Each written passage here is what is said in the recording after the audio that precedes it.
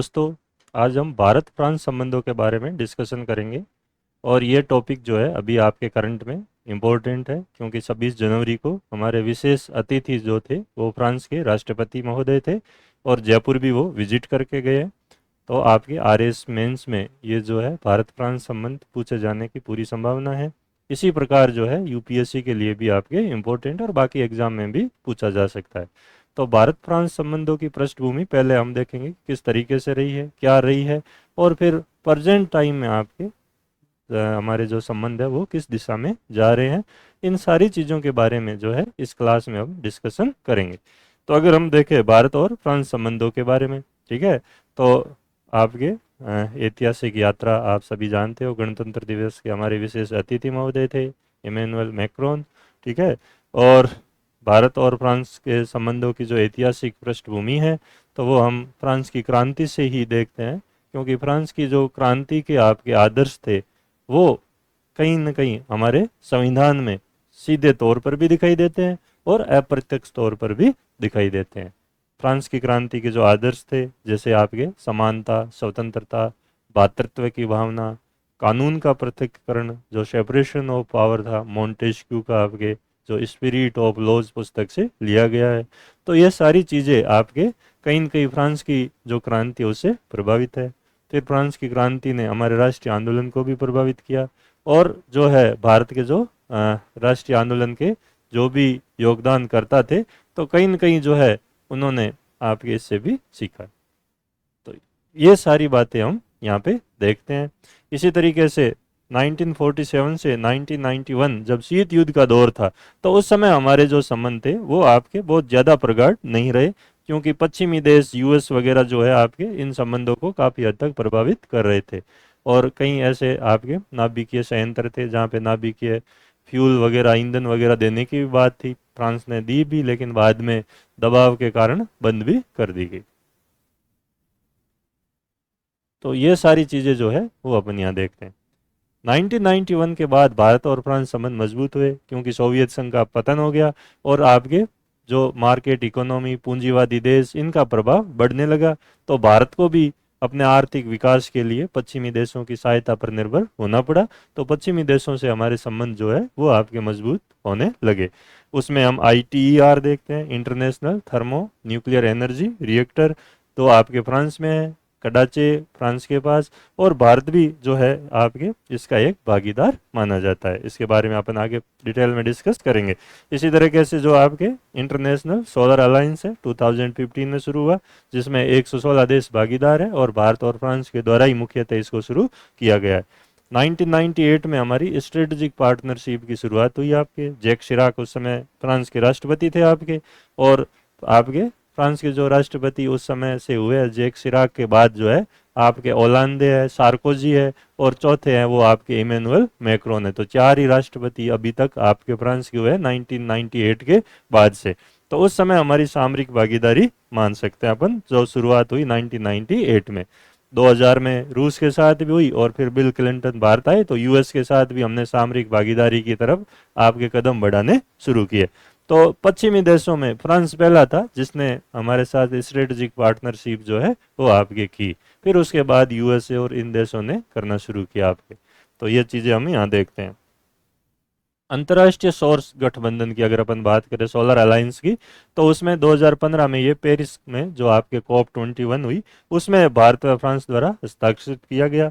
94 देश इसको रेटिफाई कर चुके हैं, यानी कि उनकी संसद जो है या कानून निर्मात्री जो संस्था है उसने इसको कानूनी रूप से मान्यता दे दी है। इसी तरीके से 116 देश जो है वो सिग्नेटरी आपके हस्ताक्षर करता है। इसका जो उद्देश्य है अंतर्राष्ट्रीय सौर गठबंधन का वो ये है, एक तो ऊर्जा तक सभी की जो पहुंच है, एक्सेसिबिलिटी है, उसको आपके सुनिश्चित करना, ऊर्जा सुरक्षा को सुनिश्चित करना, और सदस्य देशों में ऊर्जा संक्रमण को बढ़ावा देना। तो ISA अपनी कंपनी टुवर्ड 100 रणनीति द्वारा निर्देशित है, जिसका लक्ष्य वर्ष 2030 तक सौर ऊर्जा समाधानों और आपके 1000 अरब अमेरिकी डॉलर का निवेश जुटाना है। जबकि स्वच्छ ऊर्जा समाधानों का उपयोग करके 1000 मिलियन लोगों तक ऊर्जा पहुंच प्रदान करना है और 1000 गीगावाट सौर ऊर्जा क्षमता की स्थापना करना है। तो ये आपके टारगेट है, ये इसमें तय किए गए हैं। आपको पर्टिकुलर स्पेसिफिक इन चीज़ों पर आपको ध्यान देना है, परीक्षा में ये चीज़ें पूछी जाती है आपके, ठीक है ना। तो क्या क्या है एक बार अपन वापस देख लेते हैं। तो आईएसए की जो टुवार्ड्स 100 ये रणनीति द्वारा निर्देशित है, ठीक है, जिसका लक्ष्य 2030 तक सौर ऊर्जा समाधानों में 1000 अरब अमेरिकी डॉलर का तो इन्वेस्टमेंट जुटाना है। स्वच्छ ऊर्जा समाधानों का उपयोग करके 1000 मिलियन लोगों तक ऊर्जा पहुंच आपके प्रदान करना है और 1000 गीगावाट सौर ऊर्जा क्षमता की स्थापना करना है। आपने जो पीएम कुसुम योजना वगैरह है, जो भी सोलर एनर्जी पे हमने जो भी आपकी योजनाएं शुरू कर की है भारत सरकार ने, तो वो इसी से एक तरीके से एफिलिएटेड है आपके। फिर इसी तरह ITER 2007 में शुरू हुआ आपके, ठीक है ना। सेंट पॉल जो आपके ड्यूरेंस जगह है आपके फ्रांस में, सेंट पॉल लेस ड्यूरेंस जो कडाचे के पास है, वहाँ पर ये ITER जो है स्थापित किया गया, ठीक है। और ये आपके न्यूक्लियर फ्यूजन पावर प्लांट है एक तरह से, इसको भी दूसरा सूरज के नाम से जाना जाता है। 7 सदस्य है जिसमें यूरोपियन यूनियन, क्योंकि फ्रांस यूरोपियन यूनियन का मेंबर है तो इसमें आ जाता है आपके भारत, चीन, जापान, रूस, दक्षिण कोरिया व USA। ये जो 7 है वो आपके इसके सदस्य देश माने जाते हैं आपके, ठीक है ना। तो ITER भी एक बड़ा आपके प्रोजेक्ट है जो इसको दूसरा सूरज के नाम से भी आपके जाना जाता है और पूरी दुनिया की ऊर्जा आवश्यकताओं को आपके ये पूरा कर सकता है। इसी तरीके से 1998 में हमारी सामरिक भागीदारी हुई, ठीक है ना। 2023 में इसके 25 वर्ष पूरे हुए। भारतीय प्रधानमंत्री जी ने पेरिस की यात्रा की, बास्तिल जो है दुर्ग भी जाके आए आपके, परेड में भी शामिल हुए और उनको लीजन ऑफ द ऑनर जो है फ्रांस का सबसे बड़ा जो सम्मान है, नेपोलियन बोनापार्ट ने जिसको शुरू किया था उससे भी आपके नवाजा गया और वो फ्रांस के राष्ट्रपति को न्योता देकर आए कि आपको भारत आना है। तो उस दिशा में ये यात्रा जो है अभी आपके की गई थी। सामरिक भागीदारी में जो हमारा सहयोग है, एक तो रक्षा क्षेत्र में है, एक तकनीकी क्षेत्र में है, एक आर्थिक क्षेत्र में है, एक आपके सांस्कृतिक कल्चरल रिलेशन, समुद्री क्षेत्र और अंतरिक्ष क्षेत्र। ये मुख्य 6 जो आपके सेक्टर है जहाँ पर भारत और फ्रांस जो है उनके बीच में हम सामरिक भागीदारी या हम यूं कह सकते हैं म्यूचुअल इंटरेस्ट को देख सकते हैं, जो साझा हित है। मैक्रोन की जो यात्रा हुई उसमें हम देखेंगे क्या क्या मेन मुद्दे थे। जो भारत की जो एक्सटर्नल अफेयर मिनिस्ट्री है जिन्होंने जॉइंट स्टेटमेंट जो है अपलोड किया अपनी वेबसाइट पे, और उसमें सबसे पहले जो मुद्दा है वो है आपके होरिजन 2047, यानी कि 2047 तक संबंधों को नई ऊंचाइयों तक ले जाना। जब भारत अपना शताब्दी समारोह मनाएगा आपकी आज़ादी का, तो वहाँ तक आपके भारत और फ्रांस के संबंध जो है वो बहुत ही ज़्यादा स्ट्रोंग हो, उसको होरिजन 2047 जो है वो आपके नाम दिया गया है। और उस समय तक आपके भारत और फ्रांस की सामरिक भागीदारी के भी लगभग जो है 50 वर्ष आपके पूरे हो जाएंगे, ठीक है ना। तो इन सब चीज़ों को ध्यान में रखते हुए ये आपके ओरिजन 2047 जो है वो आपके शुरू किया गया। सामरिक भागीदारी को रक्षा व अर्थव्यवस्था के क्षेत्र में मजबूत करने की बात भी आपके की गई है। द्विपक्षीय संबंधों के 3 मजबूत जो स्तंभ है, एक तो शांति व समृद्धि हेतु भागीदारी, एक है प्लेनेट हेतु पार्टनरशिप और एक पार्टनरशिप फॉर पीपल, ठीक है ना। तो इन तीनों चीज़ों पर जो है ज़्यादा जोर आपके दिया जा रहा है। तो एक तो शांति और समृद्धि आए, प्लेनेट हेतु पूरे ग्रह के लिए भागीदारी, पार्टनरशिप जिसमें आपके क्लाइमेट चेंज वगैरह ये मुद्दे हैं, और partnership for people cultural interaction पर जोर देने की बात है। व्यापारिक और सांस्कृतिक संबंध हमारे मजबूत हो। G20 की बैठक की सफलता के लिए भी भारत को बधाई दी गई आपकी। अब वो G21 हो चुका है आपके, ठीक है ना, कि सफलतापूर्वक आपने ये बैठक आयोजित करवाई। इसी तरह जलवायु परिवर्तन, जैव विविधता को नुकसान व प्रदूषण की चुनौतियों से निपटने पर भी बल दिया गया। फ्रांस के जो नाइस जगह है वहाँ पे 2025 में होने वाली तीसरी UN ओशन कॉन्फ्रेंस, जिसको UNOC3 कहते हैं, उसको सफल बनाने पर भी सहमति हुई है। इसी तरह 2028 में जो COP33 है वो आपके फ्रांस ने कहा कि भारत उसको आयोजित करवाए और वो भारत का समर्थन करेगा। इसी तरह UNSC में भी जो यूनाइटेड नेशन सिक्योरिटी काउंसिल है उसमें भी भारत की स्थायी सदस्यता का समर्थन किया। सबसे पहले रूस और फ्रांस ऐसे देश है जो आपके स्थायी सदस्य और जिन्होंने भारत की भी स्थायी सदस्यता का समर्थन किया है। मल्टीलेटरल डेवलपमेंट बैंक में सुधार करने पर भी सहमति आपके, वर्ल्ड बैंक, IMF वगैरह इनमें भी। इंडो पैसिफिक रीजन में कॉमन विजन अपनाने पर बल दिया, इस पर भी बात की। और रक्षा व सुरक्षा सहयोग मजबूत करना, हिंद महासागर में यूनियन द्वीप पर सर्विलेंस सिस्टम मजबूत करने की यहाँ पे दोनों देशों ने बात की है, ताकि ये होतीज वगैरह या सोमालिया के जो डाकू है वो आपके नौ परिवहन को जो नुकसान पहुंचाते हैं उसको किस तरीके से आपके कंट्रोल किया जाए। तो इस पर दोनों देश जो है वो आपके सहमत है। इसी तरीके से ऑस्ट्रेलिया व यूएई के साथ संबंधों को मजबूत करने पर दोनों देश जो है बल दे रहे हैं, ठीक है ना। तो ये एक तरीके से नए जो जियो स्ट्रेटजिकल समीकरण हम देख सकते हैं। इसी तरह India middle east Europe corridor के क्रियान्वयन का भी फ्रांस समर्थन करता है। इसराइल पर हुए आतंकी हमले की निंदा की गई। लाल सागर में नेविगेशन की स्वतंत्रता पर सहमति। यूक्रेन के मुद्दे को अंतर्राष्ट्रीय कानूनों के अनुसार हल करने की भी बात की गई। इसी तरह अंतर्राष्ट्रीय आतंकवाद की निंदा की गई है। यूएनएचसीआर में जो 1267 के तहत आपके अंतर्राष्ट्रीय आतंकवाद के खिलाफ जो रिजोल्यूशन पारित किया गया था उसके तहत कड़ी कार्रवाई करने की बात है। इसी तरह एफएटीएफ जो फाइनेंशियल एक्शन टास्क फोर्स है जो आपके मनी लॉन्ड्रिंग या इस तरह की चीज़ों को कंट्रोल करता है और जो फंड जो है आतंकवादी या इन संगठनों को मिलता है तो उसको भी आपके मजबूती तरीके से लागू करने की उस मैकेनिज्म को भी बात की गई।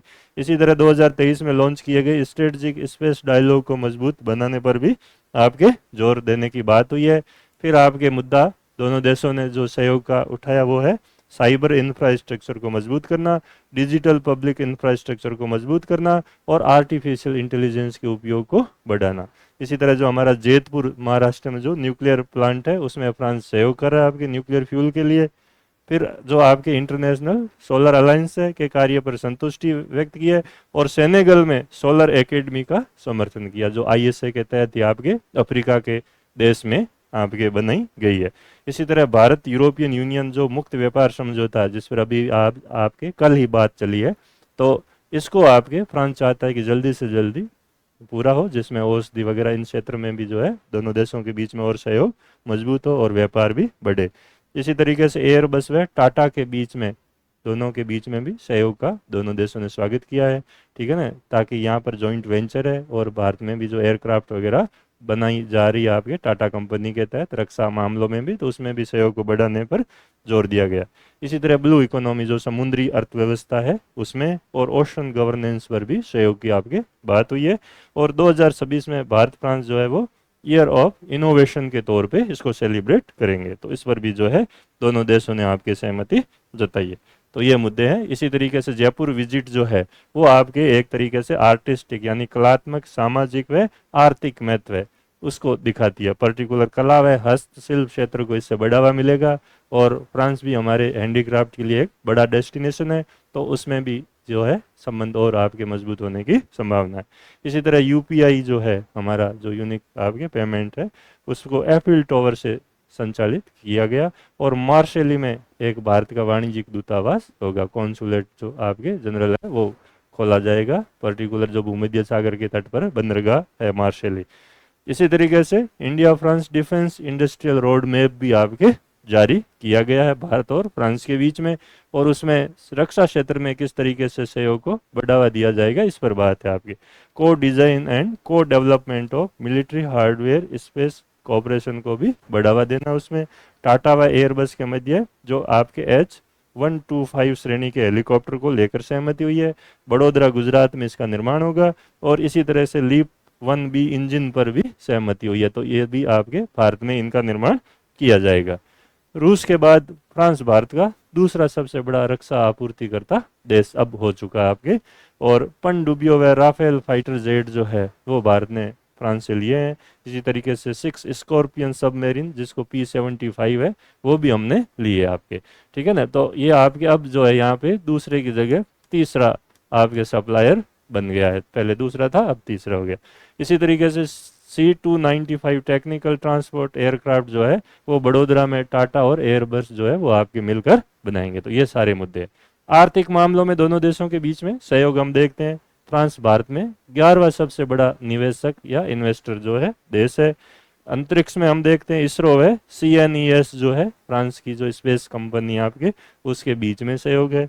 इसी तरह जॉइंट एक्सरसाइज वरुणा, फ्रिंजिक्स और ला पेरोज ये भारत और फ्रांस की जो है आपके संयुक्त नौसैनिक अभ्यास या सैनिक अभ्यास जो है वो आपके आयोजित समय समय पर किए जाते हैं। तो इस तरीके से हम देखते हैं कि भारत और फ्रांस के जो संबंध है वो आपको पर्टिकुलर जो है 2 चरणों में बताने हैं, एक तो 1947 से 1991 के तक और एक 1991 के बाद से लेकर प्रेजेंट टाइम तक जो है आपके। तो वर्तमान में किस तरीके से जो है हम देख सकते हैं इन संबंधों को और इसमें आपके कौन कौन सी चीज़ें आती है, वो सारी बातें जो है वो मैंने आप लोगों को बताई। तो ये आपके जो भारत और फ्रांस जो संबंध है उसकी पूरी बात जो है वो अपनी इस क्लास में हुई। तो ये जो अभी यात्रा हुई उसमें जिन जिन मुद्दों पर आपके सहमति हुई है वो इम्पोर्टेंट है आपके, और पुरानी जो हमारी स्ट्रेटजिक पार्टनरशिप है वो किन किन मुद्दों पे है उसकी भी बात जो है वो अपन कर चुके हैं। तो एक तरीके से जो पूरी बात है आपके जो हमारी इस क्लास में थी वो आपके ये थी, किस तरीके से कौन से मुद्दे हैं, कहाँ पर डिस्कशन हो रहा है, और जो है आपके सहयोग के मुद्दे कौन कौन से हैं, वो सारी बातें जो है वो मैं आप लोगों को बता चुका हूँ।